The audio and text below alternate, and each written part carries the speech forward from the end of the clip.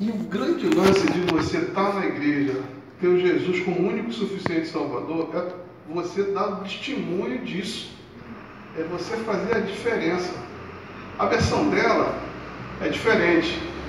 Tem uma hora nesse Juízes 7:3, que quando ele manda o pessoal embora, ele dá uma palavra assim, forte demais.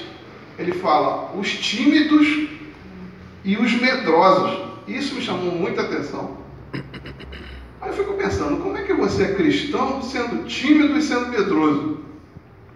O Jesus é só para você, é uma coisa só para... Que nem o Cláudio Duarte fala mal dos homens pra caramba, aí, dizendo que a gente só vive numa caixinha. Então você vive o teu Jesus na caixinha sua particular, sem poder compartilhar. E aí essa palavra veio, por incrível que pareça, eu fui levar meu sogro para fazer prova de vida, ajudar minha esposa lá a fazer prova de vida.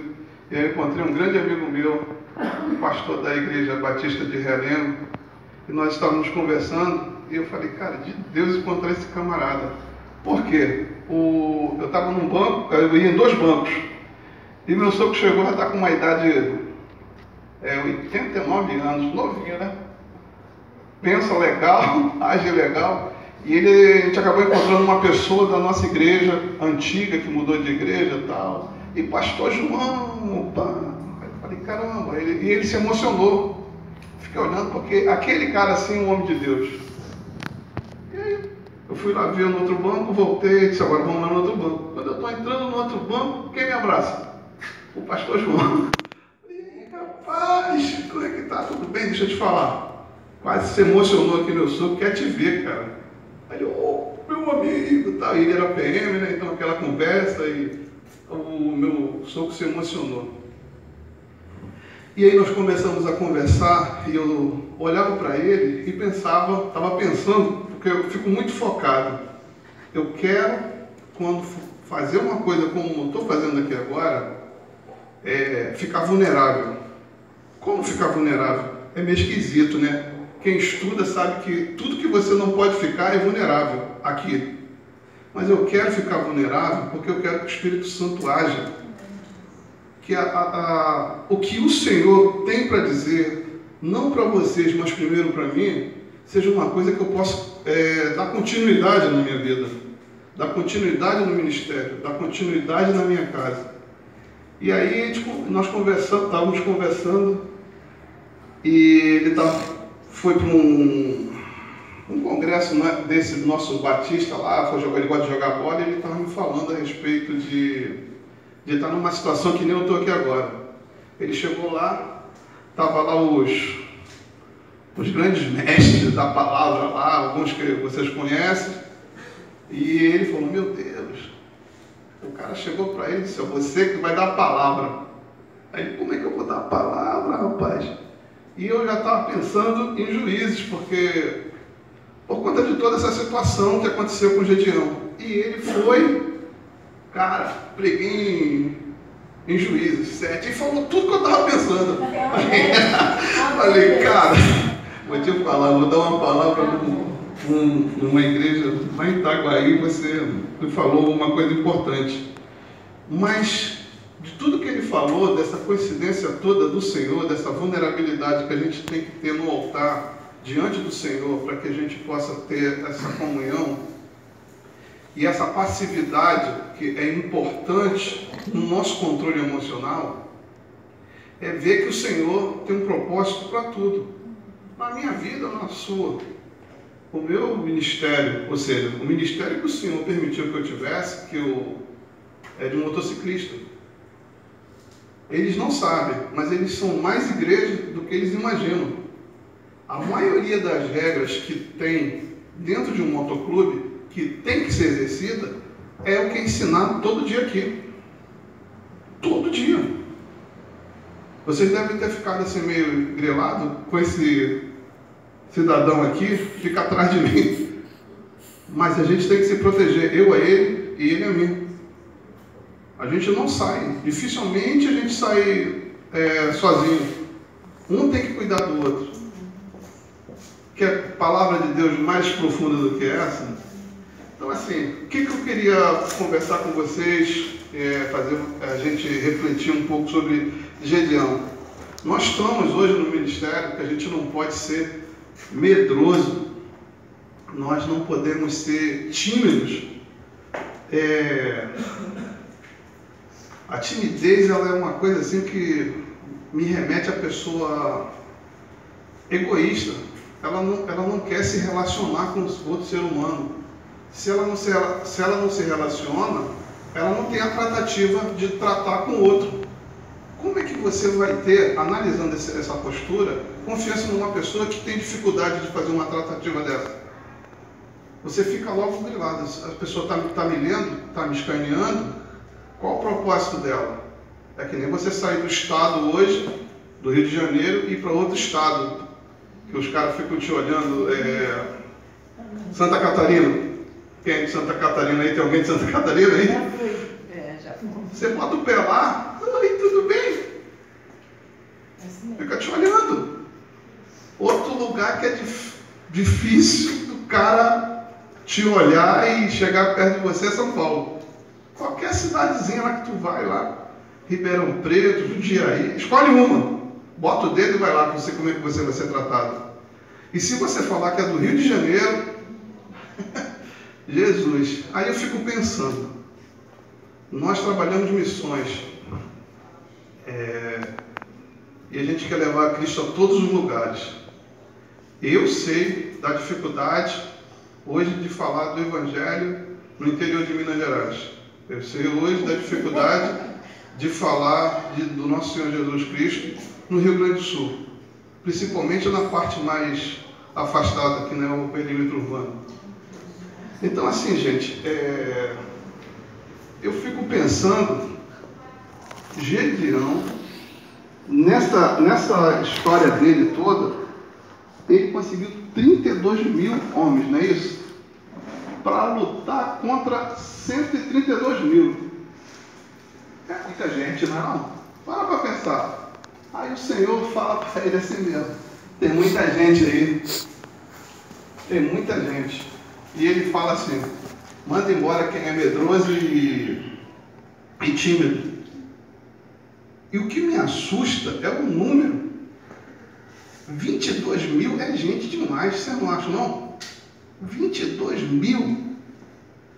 E aí a gente faz essa analogia. Caramba, a gente está numa igreja, nós somos povo de Deus.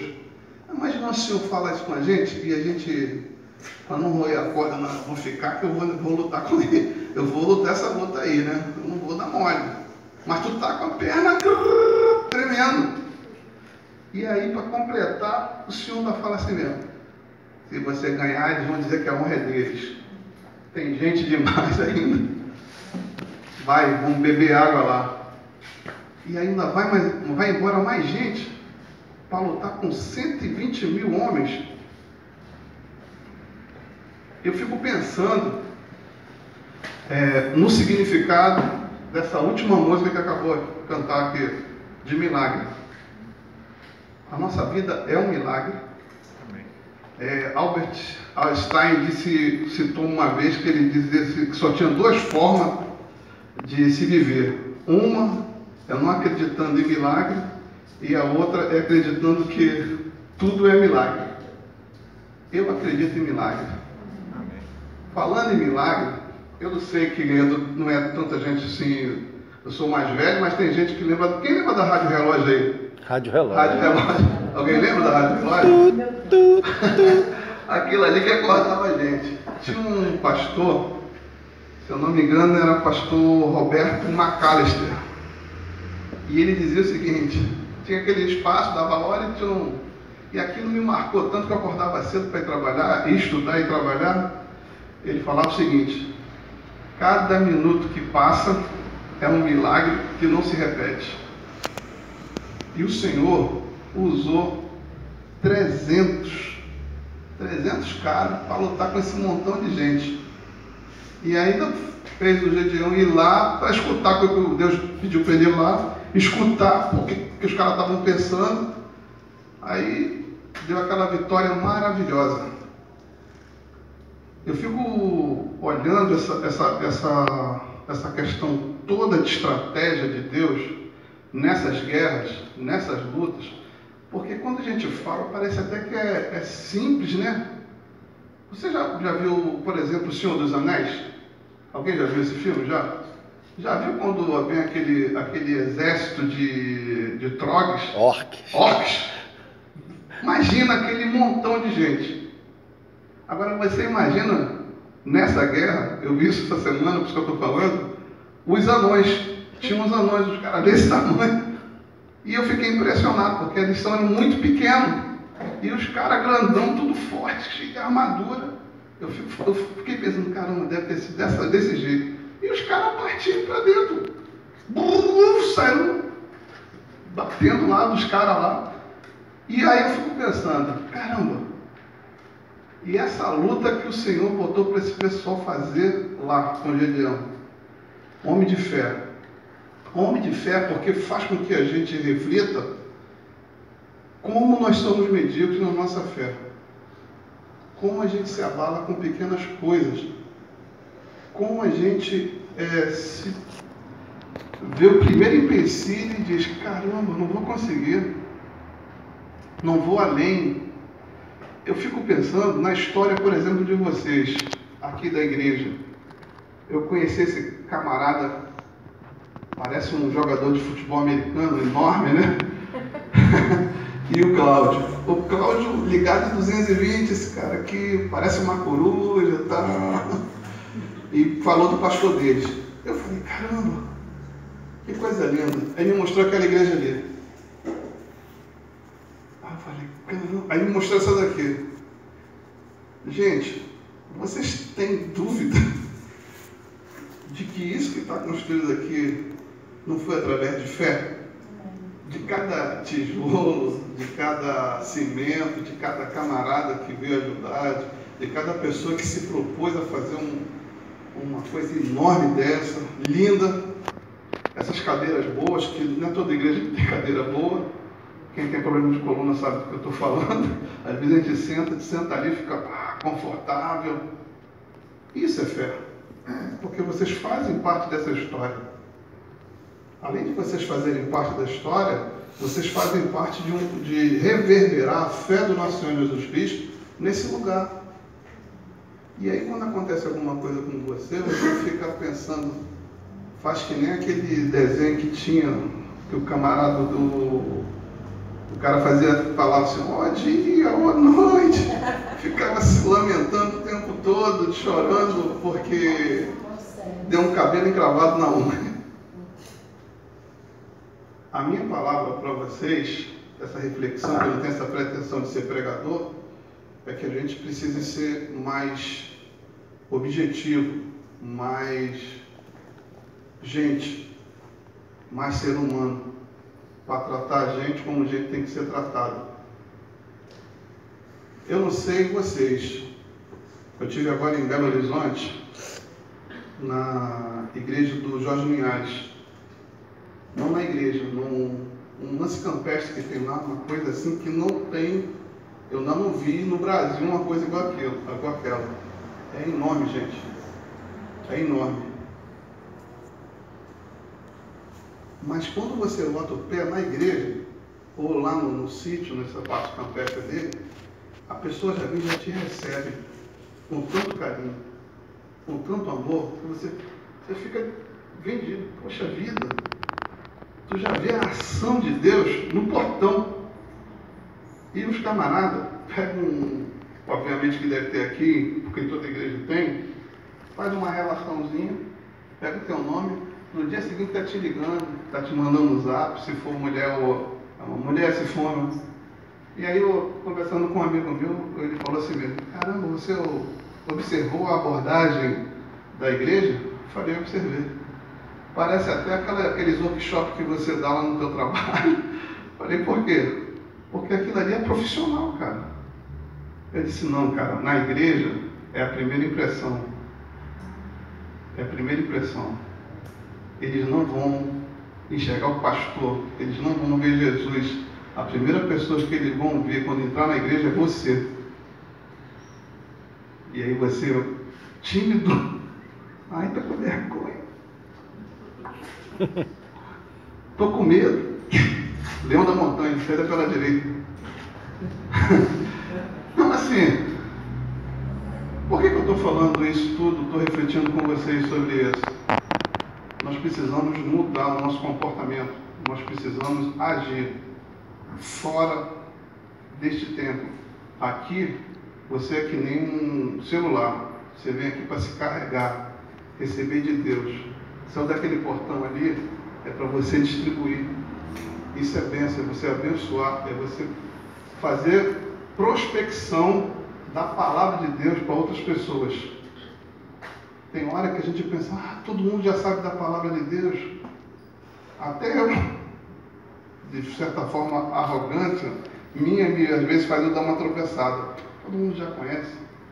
Parei num bar uma vez, conversando, a mulher chegou para mim, pô, motoclube esse aí. Falei, vou te dar meu adesivo, tá certo? E vou te explicar, vou te falar a heráldica do adesivo. Expliquei, aí deixei o João 3,16 por último, para ela perguntar, né? Porque tem que ter um feedback ali. Ela falou, e esse João 3,16 aqui, o que é? É alguém que morreu? Falei, ele morreu, mas ele está bem na fita. Mas você quer saber o que é isso aqui? Quer? Então fica de pé. Aí o marido dela estava comigo, estava perto de mim, e aí abre um parênteses aqui, que me causou surpresa. Ele é psicólogo, e ele trabalha com, como é que chama? Esqueci o nome que dá. Eu vou lembrar, vou falar para vocês. E aí ela levantou ele também, vou te falar o que é. Tá pronto? Tá firme aí? Tá bem chapado. Ela, não, tô firme. Falei, porque Deus amou muito. Então, eu comecei a falar para ela. A mulher desabou e o cara. Eu falei, meu Deus, será que os caras estão doidão, chorando porque o Espírito Santo entrou na alma deles ou porque eles não sabiam? Aí eu fiquei naquela, falei, não vou perguntar. Você sabia dessa palavra? Nunca vi, lindo demais. Senta com a gente, fala mais. 3 horas da manhã é isso. Aí pra gente, para alguns inviável, mas no motociclismo é onde a gente faz o trabalho. Então assim, hipnose. Olha o que o cara faz. O cara é analista, psiquiatra, analista e trabalha com hipnose. Vira e mexe, ele me chama para assistir uma palestra dele. E eu sempre falei, pô, cara, não tem nada a ver com esse negócio aí não, meu irmão. Aí ele me chamou um dia no canto e falou, vem cá, por que tu não quer ir, meu? Tu acha que esse negócio é macumba? Eu falei, acho sim, meu irmão. Acho sim. Esse negócio aí, pra mim, tu vai persuadir o cara, para o cara fazer o que tu quer. Aí, sabe o que ele falou pra mim, cara? Eu vou pra Curitiba. Naquele dia ele ia pra Curitiba. Vou te mandar umas fotos. Depois eu vou te dizer quem era. Eu falei, pô, meu irmão, qual é a sua? Por que tu tá falando isso? Aí, não, só vou te falar que tu vai ver. Foi para Curitiba, quando ele chegou lá, tirou uma foto de uma galera. Até eu conheci alguns. Tá vendo aí seu preconceito? Essa palestra aqui é para pastor, meu irmão. E tu não quer. Eu falei, eu não quero, pô. Isso aí para mim é macumba. Eu não sou um megamente. Então o coração tem que estar aberto. O Senhor Jesus disse que venha como está. Venha de coração aberto. O Espírito vem e fala no teu coração e que você se transforma.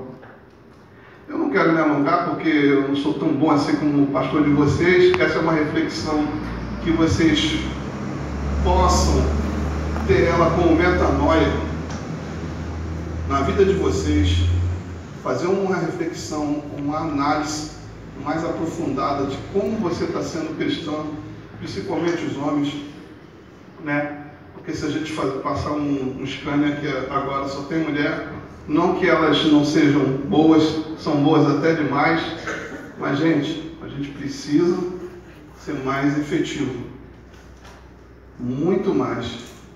Hoje, essas mulheres que vocês estão vendo aqui, principalmente essa moça, que sempre que eu venho aqui eu me emociono com ela por causa da história dela, da garra, da vontade de querer, de lutar, de servir, eu não vou ficar chorando pelas minhas dores, eu vou ficar glorificando.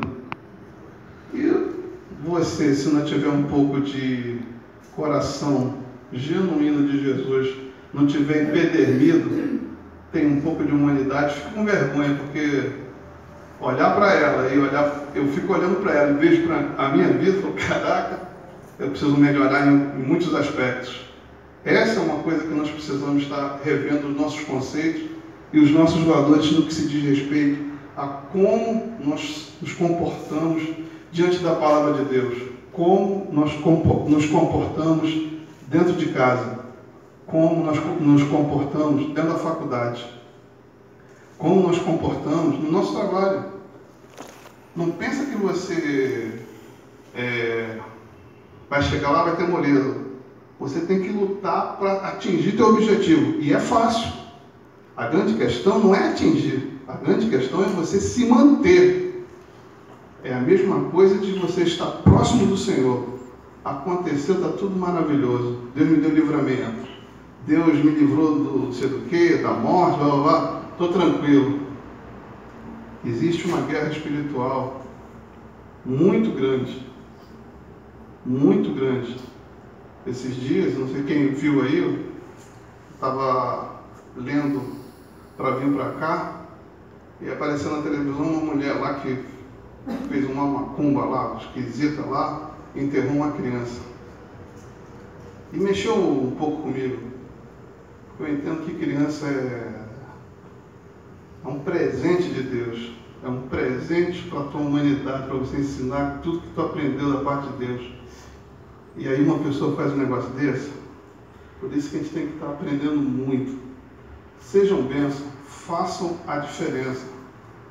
Deus usa pessoas como eu e você para que a gente possa propagar a palavra dele. Não seja tímido, não seja medroso. Você já recebeu da parte de Deus uma armadura. Essa armadura está te falando, olha, é uma guerra. Vamos partir para dentro, vamos lutar, vamos conquistar. Agora, se nós pararmos para refletir agora,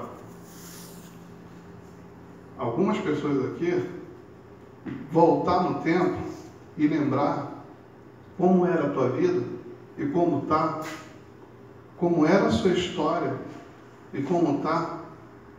E essa é uma avaliação que só você pode fazer, você e Deus. Porque a gente está sempre pedindo. Está pedindo, pedindo. O Senhor parece até um supermercado, né? Você vai, Senhor, me ajuda aqui, me ajuda aqui. E raramente é uma coisa, né? É para pedir coisas. Me ajuda a comprar minha casa. Me ajuda, me ajuda, me ajuda. E o Senhor é tão bom que Ele toma aí para você. E aí você, quando está tudo certinho, agora está maneiro. Não vem mais à igreja, não ora. E aí, pergunto a você, que tipo de servo, que tipo de cristão você é? Essa é a palavra que eu queria aqui deixar para vocês, que vocês possam beber, que vocês possam refletir. E antes de entregar a palavra, eu queria que o irmão já chegasse aqui. Aquela pessoa que estava tocando aqui, a última música que você tocou aqui do Milagre, por favor, eu queria te pedir uma coisa. Nada disso aqui vale de nada, porque isso aqui é palavra. O que vai valer é a atitude que você vai ter dentro da tua casa e na tua vida e na casa do Senhor. Mas orar como a gente precisa orar. Aqueles que puderem e não tiverem problema nenhum, de joelho.